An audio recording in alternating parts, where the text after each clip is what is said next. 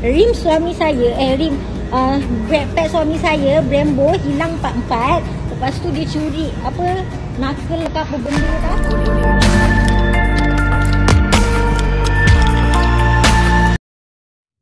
Penghuni di sebuah kondominium di Dengkil, Selangor melahirkan rasa tidak puas hati susulan beberapa insiden kecurian berlaku di kediaman terbabit yang turut dilengkapi dengan kemudahan kawalan keselamatan.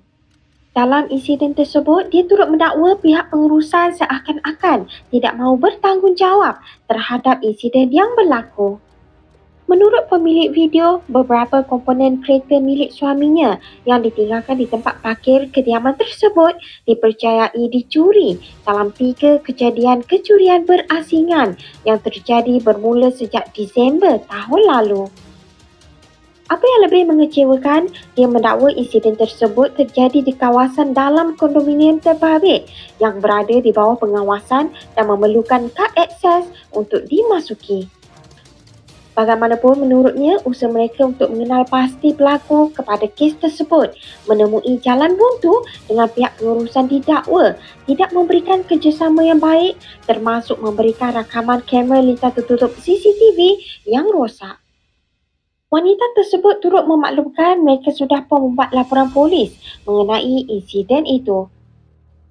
Ia turut memaklumkan bahawa usaha mereka untuk mengenal pasti pelaku menerusi CCTV juga gagal kerana alat tersebut didakwa mengalami kerosakan ketika kejadian.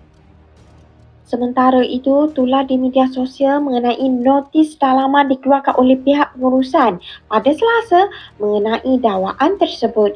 Di dalam notis itu, pihak pengurusan menyifatkan tuduhan mendakwa mereka gagal bertindak atau terlibat dalam insiden tersebut seperti tidak berasas. Notis sama turut menyatakan bahawa pihak pengurusan sudah memaklumkan pengadu mengenai tindakan diambil oleh pasukan keselamatan untuk membantu siasatan kes kecurian itu. Setakat ini difahamkan pihak polis masih belum mengeluarkan sebarang kenyataan berhubung kejadian berkenaan.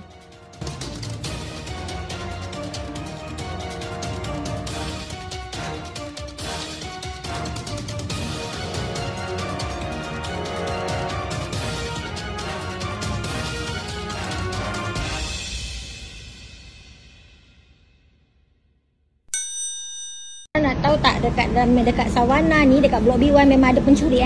Rim suami saya, backpack suami saya, Brembo hilang 44. Lepas tu dia curi apa, knuckle ke apa benda tak.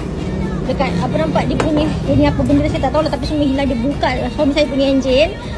Tolong hati-hati korang. Manajemen sini pun tak guna kot rasanya. Tak ada CCTV ke apa semua. Tak tahu nak buat macam mana kan. Hati-hati. Baru kereta sekarang dah disopek pintu Dan malam kereta lock tau. Seat bright ori dah diambil dua-dua belah. Yang tak ori pun dia ambil. Bodoh. Nanti lagi meeting ni semua tanggal Tolong korang viralkan kat sini memang tak selamat. Trailer pun memang diorang dah ambil. So apa nak buat channel lagi korang?